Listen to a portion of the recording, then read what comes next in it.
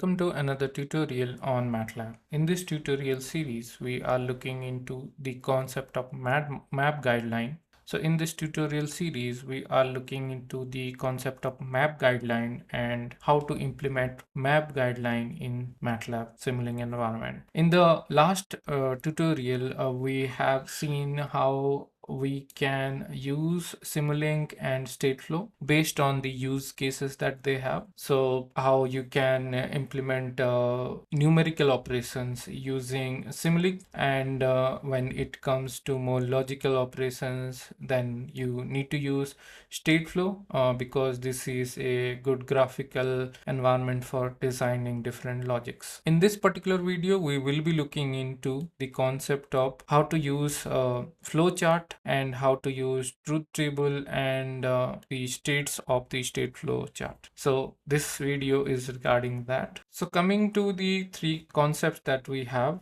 first is the state flow, where we will be mostly talking about the states in a state flow chart. Next is truth table. So this is basically a table related to different truth values, and based on the truth values, how you can take different decisions. So we have a specific video on the truth table in the Stateflow tutorial series, which is a different playlist other than this. So if you have interest on knowing the concept related to the truth table, then you can watch that series. Next is the flowchart. So this also is present in that series. So in case you are interested, you can have a look into that. So flowchart is basically a flow of control that will be going or flowing from top to bottom, like shown in this diagram, and it will be a continuous operation. So let's see like where to use Stateflow and where to use truth table and where to use flowchart. The primary operations when it is to calculate different modes of the system, like suppose you have done some checks on a signal. So suppose this is a signal line, and there are multiple threshold for the signal line, and you are validating that signal. Then in that case there could be possibility that the signal is getting the appropriate value. Then in that case it is told as status as pass, and when it is not matching to the required criteria, then in that case it is said to be failed. And when it is not available at all, then it can be told that the signal is not present or absent, or the condition could be represented as a abort condition. So suppose in a system you have a signal and you are checking the validity of that signal. Then in that case there could be multiple states possible, and based on those states you will be taking multiple operations. So in that case you need to use Stateflow. So this could be a good example for using a Stateflow. So basically this example represents like the use case where you have multiple states of the system. Like for one more example, like you have two modes in which the system should operate. So once the mode is being decided, suppose you are at mode 1, and suppose some condition happens and you are switching to mode 2. So in this situation also you need a state flow chart and state flow. So using that you can transition from one state to another, and there you will be using your state flow. So the main concept over here is when there is a state change, you can use state. So these are the two examples that we have for using state flow. Next is if the operation is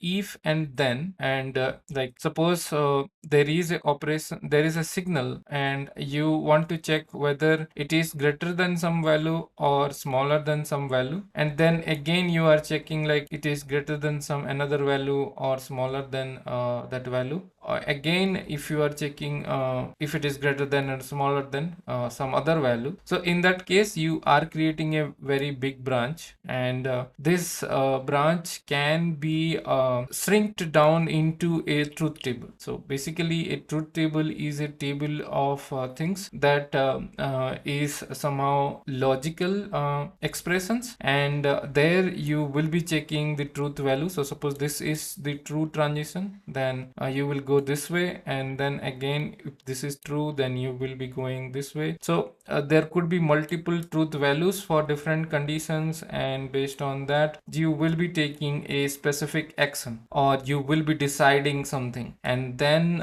you will be taking some action. So such type of implementation you need the truth table, and whenever you are dealing more with such type of scenarios like complex logic building scenario where you need to check multiple truth values at a time, so instead of using multiple switches you can use a truth table, and using that truth table you can solve the problem in one table itself. So that is the intention, and that is how you should use the table. So this is related to the MAAB guideline. Now let's talk about the flowchart. So what is the use case of the flowchart? So we already seen when there is multiple states you can use state flow, and when there is multiple truth logics you need to use state flow. But suppose in some cases you do not have very complex truth table strategy like truth value determination strategy, and you do not have much states involved. So what you can do in stateflow chart, so the flow chart, you can primarily like use this for the operations which are related to deciding the state of the system. Okay, but also you need to include if and then statements can be used in state and function blocks. So these can be used in state blocks. So suppose you have a state and you have a flowchart which you can include inside a function block, and inside the state you want to do some operation which is not involved using memory, or not involved staying inside and storing something. So in that case you can use this flowchart inside this function. You call this function and the operation will happen, and everything will be computed in this particular state itself using the flowchart. So whenever there is a complex logic that you need to do or implement, and you need state flow only, and in that case you can create a function, and with the help of function you can use the flowchart. So this will be there in the state flow diagram components, and you can use this in the flowchart. So inside you can design the flowchart. So these are the major use cases in which these truth table, flowchart, and state flow should be used. To summarize, it is like whenever there is a state change you need to use state flow, and whenever you want to decide which state it needs to go, or which some calculations like numerical calculations or truth table type of things, like you need to decide some truth logic. Based on the truth logic you will be taking multiple actions, then in that case you can use state flowchart. You can use flowchart, and suppose you have only the objective of deciding like the truth value, and which is a long process dividing into multiple chains of truth logic determination, then in that case you can use the truth table part. So using that it makes the logic more simpler, and the truth table will also have some actions and decision pairs which can be used to do different actions and solve the truth logic.